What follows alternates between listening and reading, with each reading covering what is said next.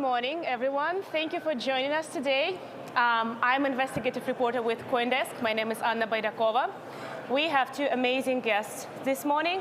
Andriy Velykyy, head of Allbridge and one of the co-signers of Unchained charity fund in Ukraine, and Lyudmyla Kozlovska, head of the Open Dialogue Foundation, the NGO that is helping human rights advocates and political prisoners around the world.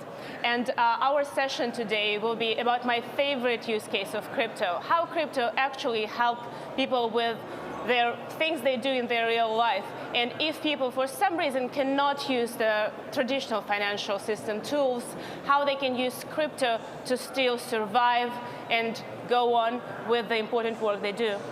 And so, to begin with, guys, maybe tell a little bit about yourself, about what you do, and how you use crypto for your work. Ladies first. Absolutely. So, first of all, we use crypto as end users. And particularly, we use Bitcoin and stablecoins to deliver humanitarian aid, first of all. And second, to support human rights defenders or families of political prisoners in those countries where banking data weaponized against those people. Normally, these kind of people are persecuted with accusation of extremist charges, money laundering, those favorite accusations which are abused by regimes against human rights defenders in order to destroy their reputation and also, of course, put them in financial exclusion. Factically, they cannot use traditional financial system.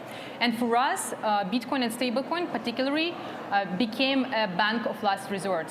In case of Ukraine, we used Bitcoin to buy protective equipment, medical equipment, basically, and also fundraise. Because if you use traditional financial instruments for fundraising, like GoFundMe, Patronate, many others, you will be immediately deplatformed. You can be your fundraising can be frozen. Why? Because, for example, if you support Ukraine, you will be associated with a military zone. That means that you are risk clients for traditional financial institutions. And because crypto assets are going to be regulated in the same way as traditional financial system, we speak with regulators explaining our case uses, how we use Bitcoin and stablecoins, and why it shouldn't be over-regulated, first of all. And the second, where weak points of anti-money laundering and counter-terrorism regulations, which are abused by authoritarian regimes as a transnational tool for repression. I think there is a sad irony, right, in that fact that even though the most of the civilized world is now supporting Ukraine in this war, but if you fundraising to help Ukraine, you immediately is considered a super risky client for banks. Exactly. Can you just say a couple of words about how you help human rights advocates and political prisoners in other countries? Yeah.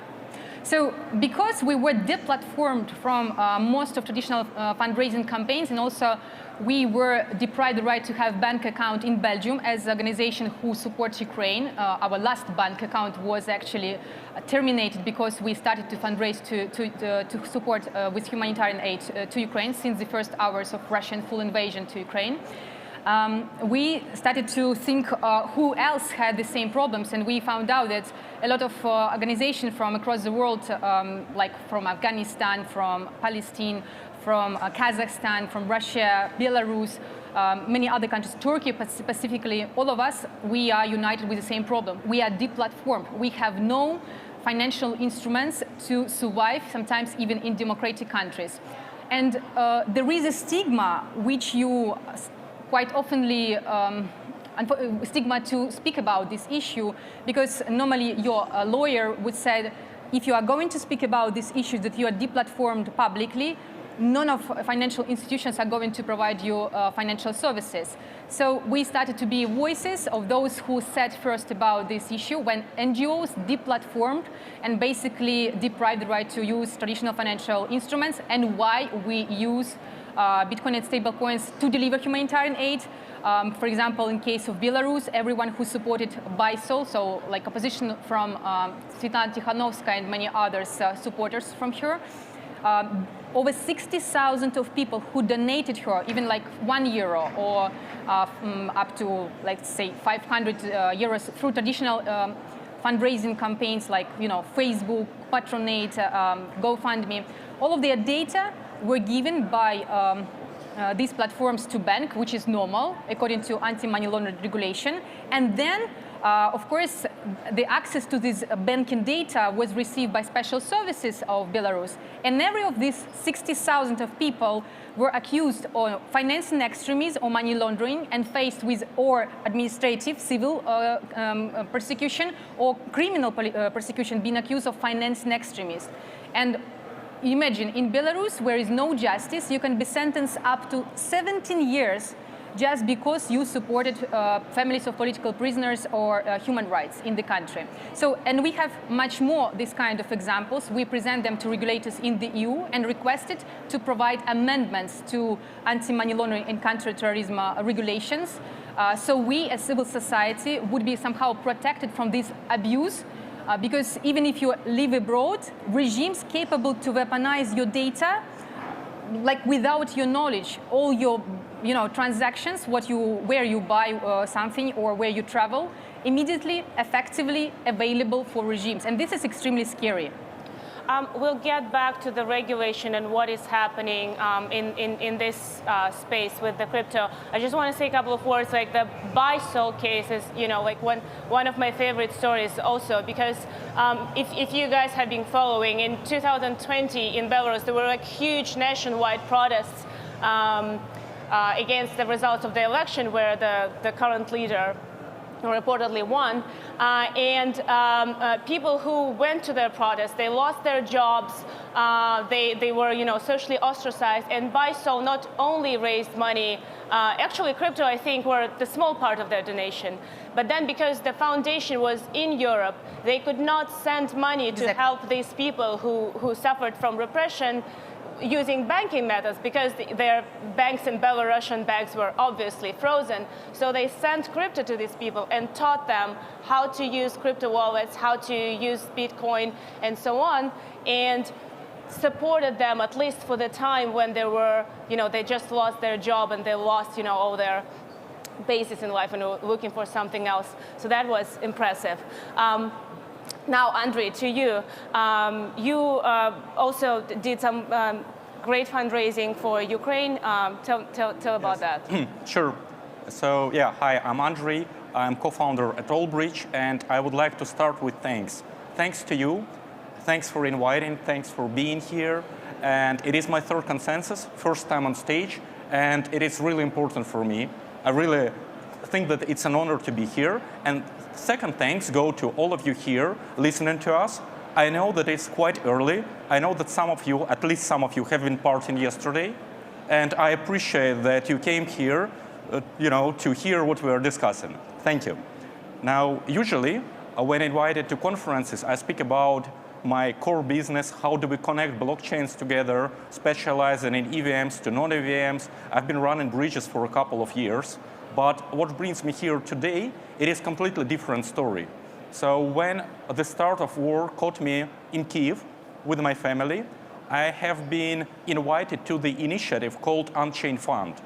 And the difference of Unchained Fund from other funds is that the funds were managed decentralized, in a decentralized manner, using multi-sig, where founders of different crypto projects were invited as sort of guarantee that nothing wrong happens with the funds.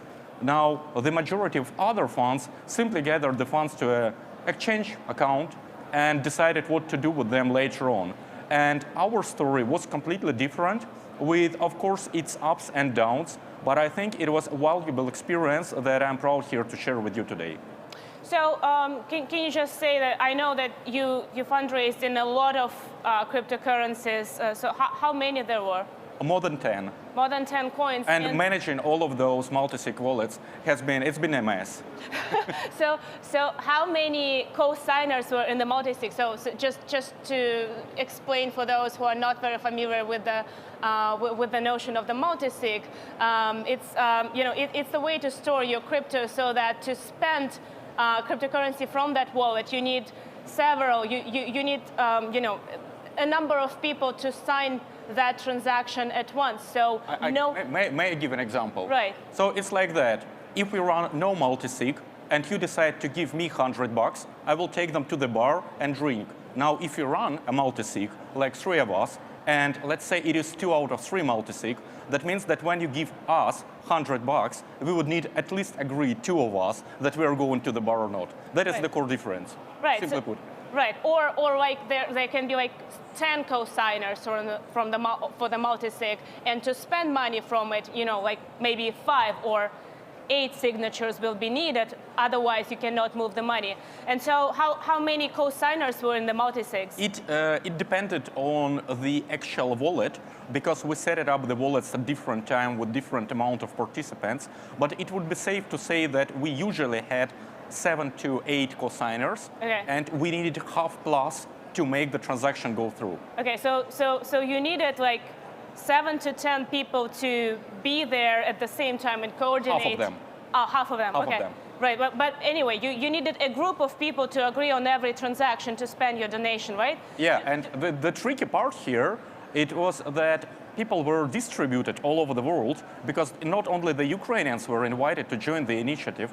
So whenever we were doing the actual transactions, we had to deal with different time zones. We had to deal with the fact that some people were actually at war or near war with limited access to internet. I mean, when you're sitting down on the battlefront, you are not exactly, playing with your laptop and your ledger to sign the transaction.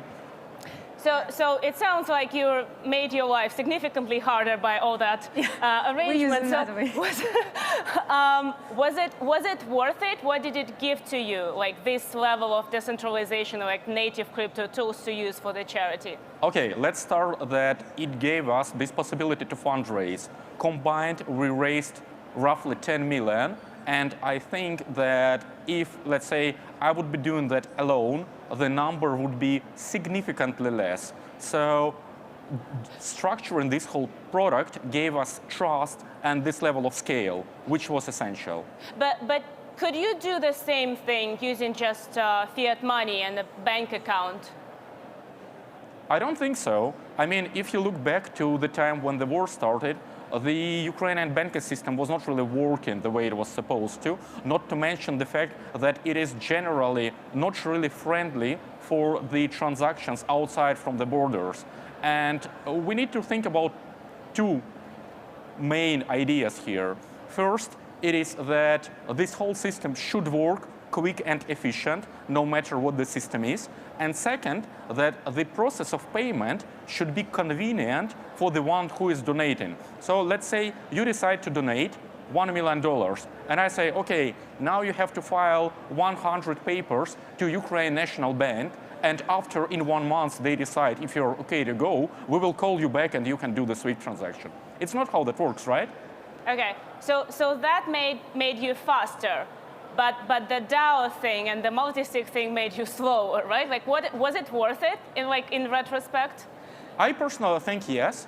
At least we got this possibility to combine the best minds out there, and each of the co-signers used his own authority to spread the word out there, saying, hey, please guys, come, let's help Ukrainians. We did a lot of good things. We were primarily specializing in buying non-military stuff. So we were buying medicines, food, clothes, and a lot of people were grateful. I know that we made some of the people upset because the process of co-signing and the decision-making process was slower than compared to the single authority. But at the same time, I do still think that it was the right way to go. Right, okay. And also speaking about the war, and when people were leaving Ukraine when the war started, was crypto, like I heard a lot of things people were talking about, like how people use crypto to move money, how they just moved out of the country with flash drive with just their crypto. Was it really that widespread? Was a lot of people using crypto to quickly take their money with them when they were traveling in this crisis situation? For your observations, maybe Luda, you start. We don't have specific statistics, right? But we have to remember that Ukraine is the third country of mass adoption of cryptocurrencies in the world. So even before the war, like full Russian invasion started, Ukraine already used cryptocurrencies. And it's true that traditional financial system, especially banking, was completely paralyzed in Ukraine. You cannot send any transaction into Ukraine at that time. You cannot send anything out. And for many people, crypto assets, particularly like Bitcoin, stablecoin, because there was an infrastructure of ITM, Bitcoin ITM, for example, it was like a bank of last resort, how you can reach the point and kind of move your money into electronical way, while if you have cash, for example, while your bank completely destroyed, you don't have access to the somehow to the system, right? So it was the case. We know because we support over 10,000 of refugees who were moving from Ukraine to different countries. We advise them also to how to use, as an alternative to traditional financial system, how to use crypto assets. Mm-hmm. This is the first thing. The second thing, it's how to use again crypto assets as a emergency tool. When you, for example, have to buy protective equipment right now. So for us, as for Open Dialogue Foundation, it was the only opportunity how to fundraise within hours. So the second day of the war, we were capable to deliver hundreds of sets, bulletproof vests, helmets, medical equipment, together with Ministry of Defense and Embassy of Ukraine in Poland, to Kyiv, to Lviv, because we were capable to fundraise with Bitcoin. If we don't have this instrument, traditional financial system, you would never go with this all compliance system. You would not able to buy it so fast. And especially if you bear in mind that prices for all of this equipment like rises immediately. Within minutes, it's like, it was 300 for one bulletproof vest. Until the end of the day, it was 2,000. And for us, when we fundraise money, sometimes it's the last money of those who are actually giving it to support their family. It was crucial to have this equipment as soon as possible, the cheapest, and the same quality. So for us, it was really life-saving experience. Okay. What do you say, Andriy? Did you leave Kyiv with just a flash drive with your Bitcoin?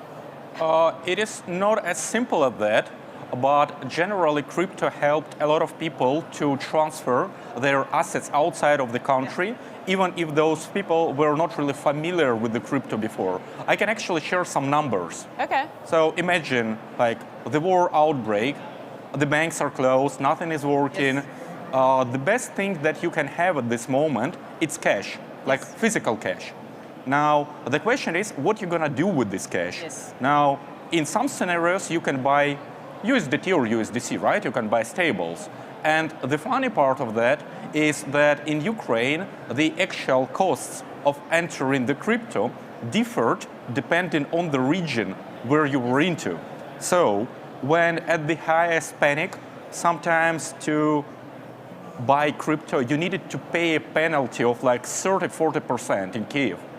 Now, in the Western Ukraine, it was less. It was like 15 to 20. Yes. So some people were even arbitraging this opportunity. So they were moving physically cash between Kyiv and Western Ukraine and converting it to USDT here and there. Okay. Now, the question is that usually, except for the first few days where everyone at the border control were panicked, you cannot leave with your cash the country. Yes. We all know that we can take just 10 grand with us and this is it. And if you have more, what are you gonna do? So that made people buy crypto, even if they didn't want to have crypto in the first place, because that was the only way for them to leave the country with their assets on them. And then people were later on, like upon entering Europe, converting this crypto back to fiat somehow. Okay, yeah, and also I think it was true for Russians also. The human rights advocates, the journalists who opposed the war and left Russia right after the war started. For some of them also the only way to take their savings with you were crypto. And some people discovered crypto for the first time, even then they had no intention of even learning about it.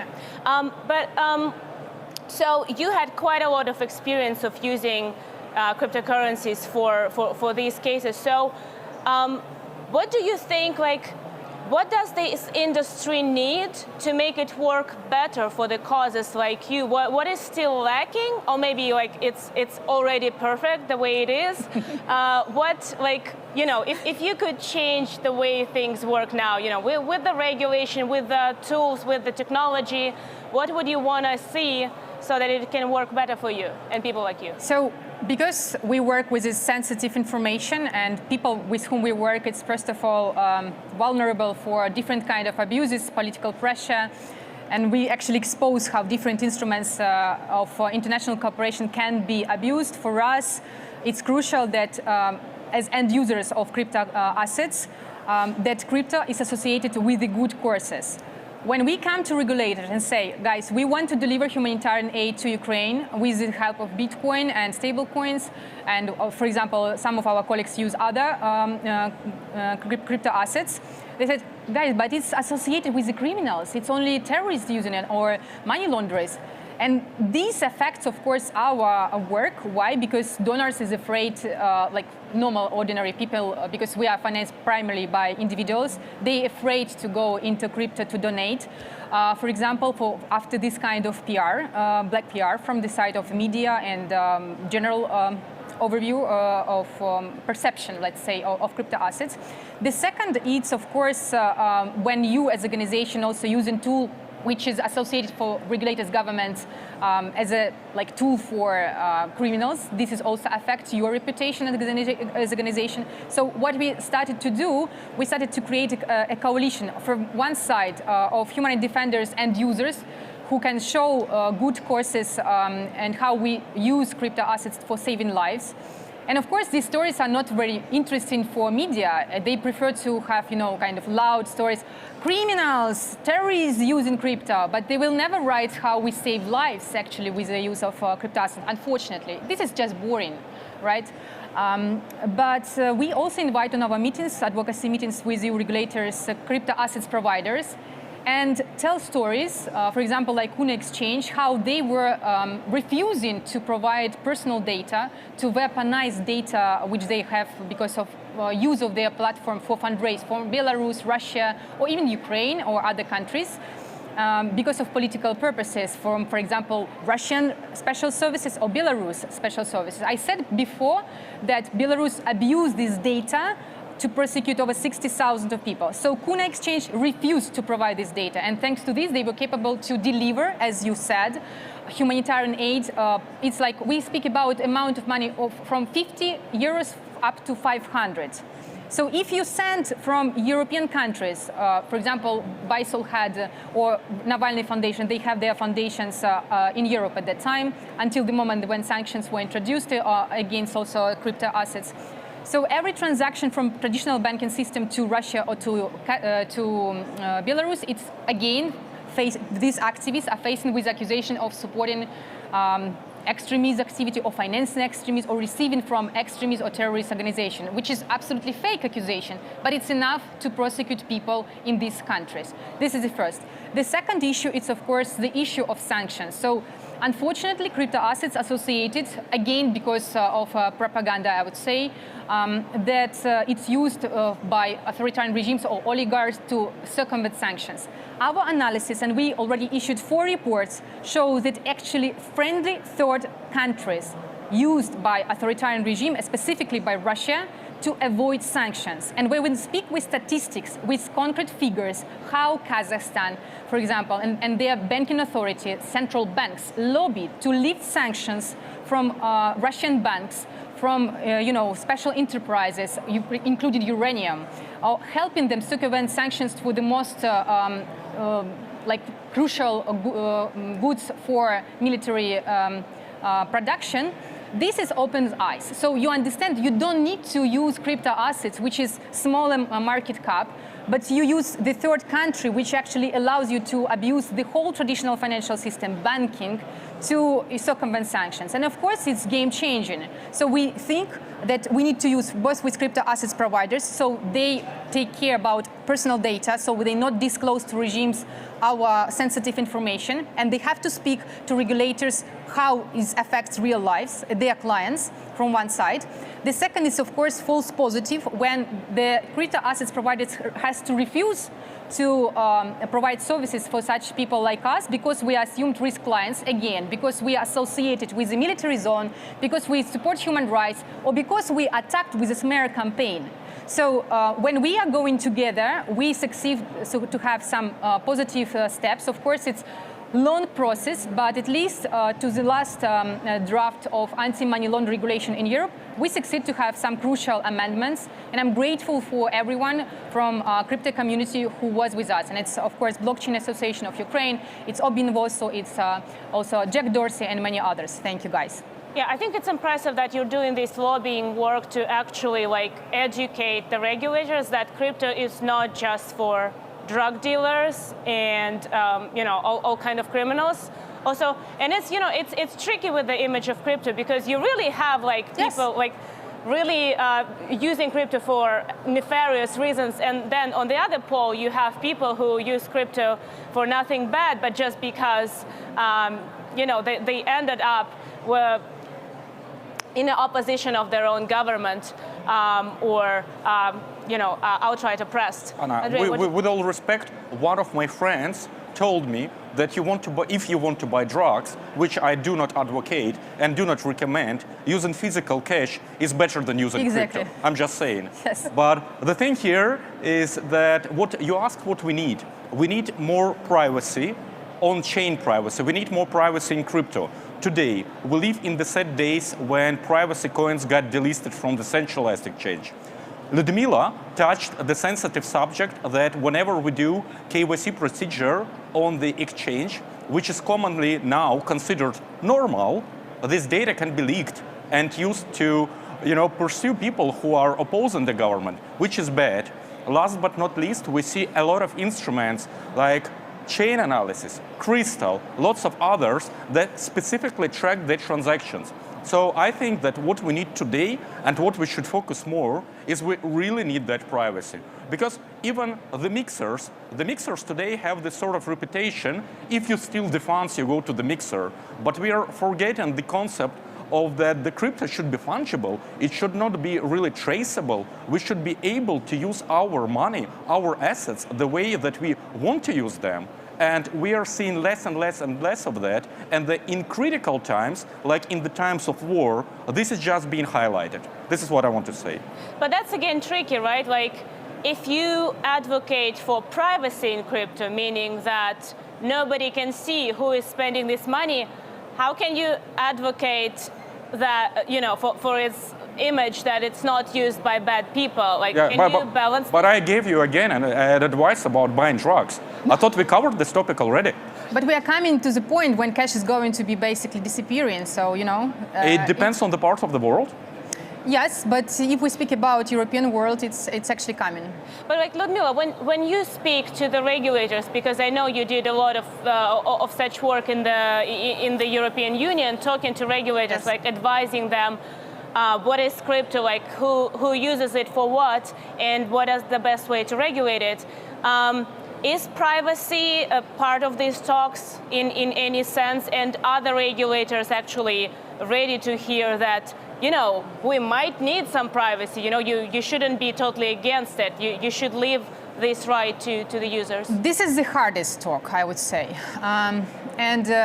And this, for example, was a talk also about unhosted wallets, right? So there was perception that it has to be basically at some point even forbidden, right? So what we try to explain that we are doing eviction.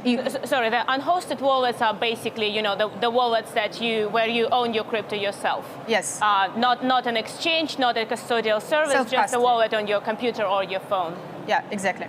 So this was the most difficult for us talks because we as end users use or crypto assets exchanges, but again, you have very limited number of these crypto assets exchanges because of the problem of de-risking, right? So when you basically deprive the right to be on board on an exchange, or because our data can be leaked easily because of abuse of anti-money laundering, counter-terrorism regulation. So we use, first of all, unhosted wallets, like Moon wallets, right? So, and of course, when we talk to regulators explaining why we use the purposes, they, first of all, was like fairly negative. So say, you know, it can be easily abused by all criminals. And I said, of course, everything in our life can be abused by criminals. But at the same time, you have to remember that the majority of the countries in the world are authoritarian, and they are going to follow your regulation. So you establish standards. So if you, from the very beginning, say that all unhosted wallets are only used by criminals, you cut the whole civil society, all activists who are actually responsible for their last money, because they cannot use traditional financial systems. If we have introduced the same regulation for crypto assets providers, they're going to have the same vulnerability against the governments. So the last chance for all of these people from China, from Kazakhstan, Russia, Belarus, where they can keep their money safely, it's unhosted wallets. Because even with cash, easily the prosecutor office can come to your house and just seize everything. So cash is not, any kind of safe haven at all.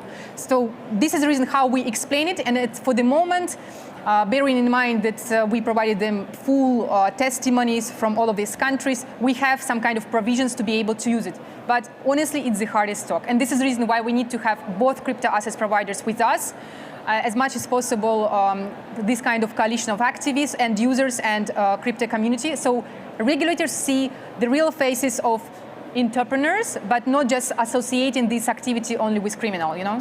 Right. And this is an amazing discussion. Unfortunately, we're running out of time. I just wanted to remind that even if we look at the official numbers that are available now, for example, Chainalysis, they say that criminal transactions only constitute like 1-2%, exactly. Just 1-2% of all the crypto transactions happening. So, you know, even the numbers tell us that crypto is not the most important use case. But I think it's really important, the work that you do and the talks that you do, including on this panel, is really important to constantly remind people that crypto is not just for,